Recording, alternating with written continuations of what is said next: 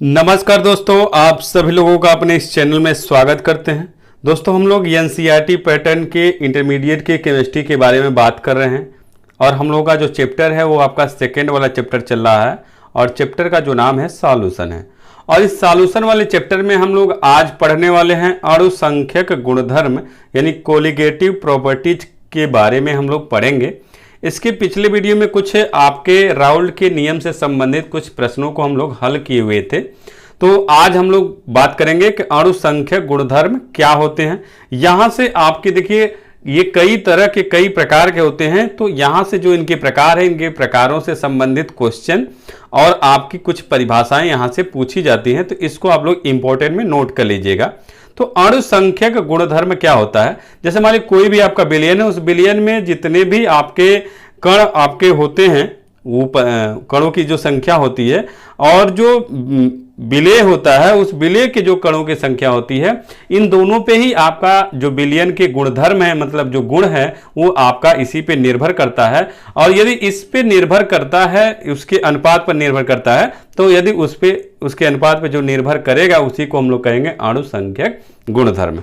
यानी कि आपका परिभाषा है कि बिलियन के वे गुणधर्म जो बिलियन में उपस्थित कुल कणों की संख्या तथा विलेय के कणों की संख्या के अनुपात पर निर्भर करते हैं, अणुसंख्यक गुणधर्म कहलाते हैं। एक बार फिर से ध्यान से समझिएगा, बिलियन के वे गुणधर्म जो बिलियन में उपस्थित कुल कणों की संख्या तथा विलेय के कणों की संख्या के अनुपात पर निर्भर करते हैं, अणुसंख्यक गुणधर्म कहलाते हैं। एक बार फिर से ध्यान से आपको कहना है बिलियन में जो उपस्थित आपके कुल कणों की संख्या होगी वह, और विलेय के जो कणों की संख्या उसका जो अनुपात होगा बिलियन के गुण के जो गुण होगा उसी पे क्या करेगा, ये निर्भर करेगा। और यदि निर्भर करता है तो उसे हम लोग अणुसंख्यक गुणधर्म कहेंगे। उम्मीद है आपको लगभग याद हो गया होगा। एक बार फिर से ध्यान से सुनिए, बिलियन के वे गुणधर्म जो बिलियन में उपस्थित कुल कणों की संख्या तथा विलेय के कणों की संख्या के अनुपात पर निर्भर करते हैं, अणुसंख्यक गुणधर्म कहलाते हैं। अब देखिए ये बिलियन में जो अणुसंख्यक गुणधर्म है निम्नलिखित प्रकार के होते हैं। पहला आपका है कि वाष्प दाब में आपेक्षिक अवनमन, दूसरा है क्वथनांक में उन्नयन, तीसरा है हिमांक में अवनमन और चौथा है परासरण दाब।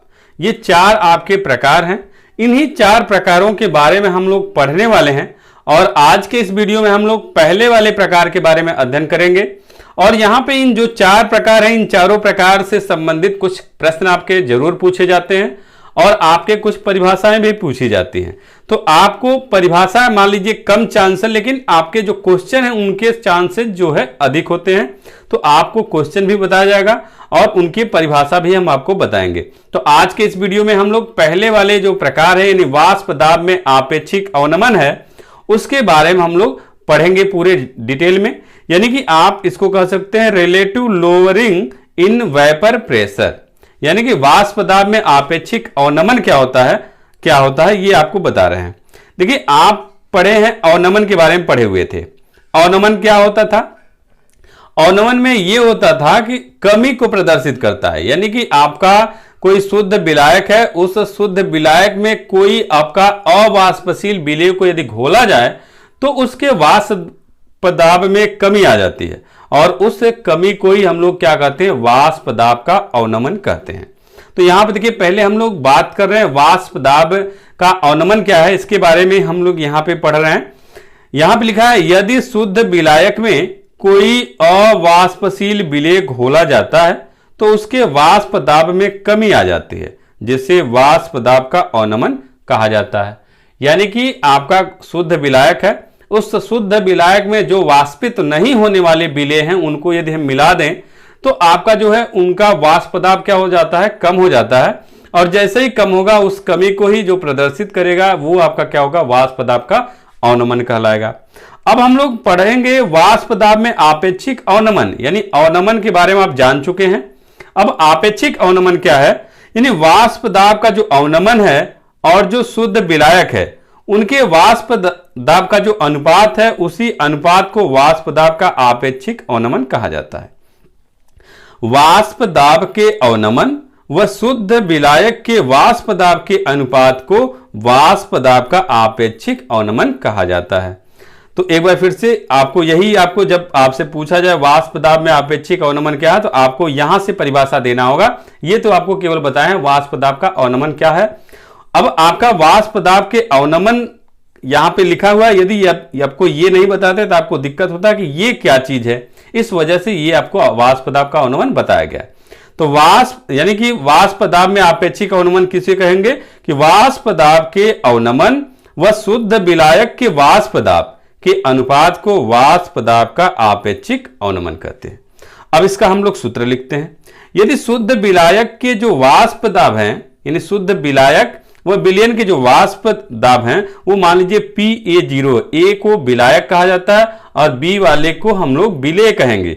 कहीं पे भी ए लिखा है उसका मतलब विलायक और बी लिखा है तो विलेय, क्योंकि आपके विलयन में दो घटक होते हैं, विलेय और विलायक। तो हम लोग यहां पे दो घटक की बात करेंगे, ए और बी के बारे में बात करेंगे। शुरू में भी बात करते हुए आ रहे हैं ए और बी के बारे में। तो ए का मतलब विलायक और बी का मतलब आप समझिएगा विलेय है। तो यहां पे आपका लिखा है यदि शुद्ध विलायक व विलयन के वाष्प दाब क्रमशः PA0 माइनस PS हो तो वाष्प दाब का अवनमन क्या हो जाएगा, वाष्प दाब का अवनमन हम लोगों का हो जाएगा PA0 माइनस PS, यानी कि आपका जो कमी, यदि यहां पे कमी को प्रदर्शित करता वही आपका अवनमन होगा। तो PA0 माइनस PS का मतलब आपका विलयन है, तो विलयन आपका बड़ा होता है और ये विलायक जो है आपका छोटा होगा। कितना भी होगा, विलयन से कम ही होता है विलायक, इसलिए देखिए कम वाले में से बड़े वाले को घटाया जा रहा है। इसका मतलब क्या है, कमी को प्रदर्शित करेगा, तो इसलिए इसको हम लोग वाष्प दाब का अवनमन कहेंगे। अब जो वाष्प दाब का अवनमन, आपेक्षिक अवनमन क्या होगा, जो आपका वाष्प दाब का अवनमन है और जो आपका विलायक का जो वाष्प दाब है, शुद्ध विलायक का जो वाष्प दाब है, उससे यदि हम भाग दे दें यानी उसका अनुपात निकाल लें, तो उसी को आप क्या बोलेंगे, आपेक्षिक अवनमन कहेंगे। यानी ये आपका वाष्प दाब का अवनमन और जो शुद्ध विलायक है उस विलायक का वाष्प दाब, उन्हीं के अनुपात को हम लोग क्या कहेंगे, वाष्प दाब का आपेक्षिक अवनमन कहेंगे। ये आपका फार्मूला हो गया। अब मान लीजिए आपसे सवाल जब पूछा जाएगा तो इन फार्मूले का उपयोग करेंगे, लेकिन साथ में और भी आपके क्वेश्चन पूछे जाएंगे तो इनको भी देख लेते हैं। आपको देखिए राउल्ट के नियम से हम लोग यहाँ पे एक परिभाषा लिखे हैं। राउल्ट का नियम आप लोग पढ़े भी हैं। राउल्ट का नियम है कि वाष्प दाब में आपेक्षिक अवनमन विलयन में उपस्थित विलेय के मूल अंश के बराबर होता है। ये आप पढ़े भी हैं। तो आपेक्षिक अवनमन अभी आप निकाल लिए, यानी PA0 माइनस PS बटे PA0 बराबर यक्स बी का मतलब क्या है, विलेय का मूल प्रभाज है आपका। यदि यक्स ए लिखा होता तो आपका विलयन का, अरे विलायक का हो जाता मूल प्रभाज, लेकिन यहां पे यक्स कहा गया है आपके परिभाषा में वाष्प दाब में आपेक्षिक अवनमन विलयन में उपस्थित विलेय के मूल अंश के बराबर, यानी ये वाष्प दाब का आपेक्षिक अवनमन है और ये विलेय का मूल अंश है। यानी विलेय का मतलब बी से यदि दिखाया गया है तो विलेय है, वही यदि ए से लिखा होता तो आप क्या करते, विलायक बोलते।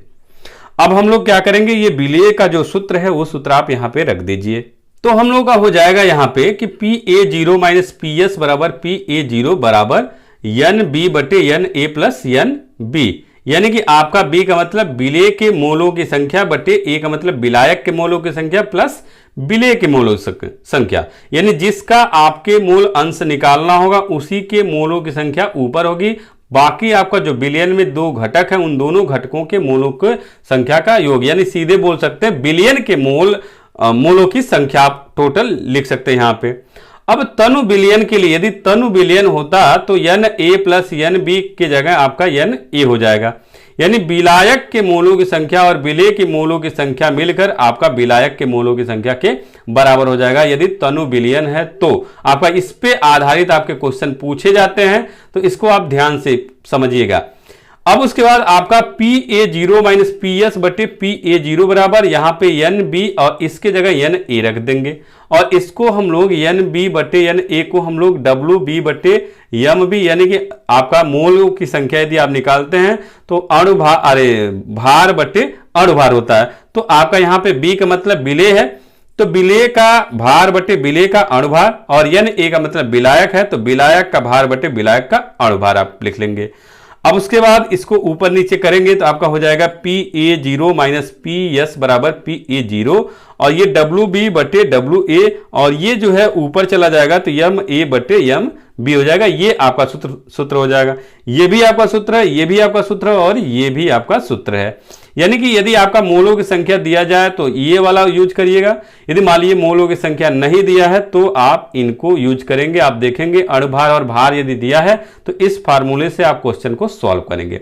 अब देखिए यहां पे जहां पे आपका WA क्या है, विलायक का भार है, MA क्या है, विलायक का अणुभार है और WB का है विलेय का भार है और MB क्या है, विलेय का अणुभार है। तो ये आपका यहां पे बता दिया गया कि ये क्या है और इसको आप पता ही है, आगे लिखे ही थे कि PA0 जो है शुद्ध विलायक का वाष्प दाब है और PS क्या है, विलयन का वाष्प दाब है। यानी कि आपको सब जितने भी इसके वैल्यू हैं, जो इसके कहने का तात्पर्य है, उन सब का नाम आप जान चुके हैं। अब आपसे जब सवाल पूछा जाएगा तो जो नाम लिखा जाएगा वो आप क्या करेंगे, लिख लेंगे, उसके बाद इस फार्मूले में ले जाकर रखेंगे तो क्वेश्चन आपका सॉल्व हो जाएगा।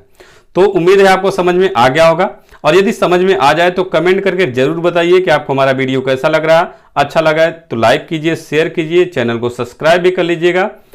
तो बस आज के इस वीडियो में इतना ही। अगले वीडियो में फिर से मुलाकात होगा, तब तक के लिए अनुमति चाहते हैं। नमस्कार दोस्तों।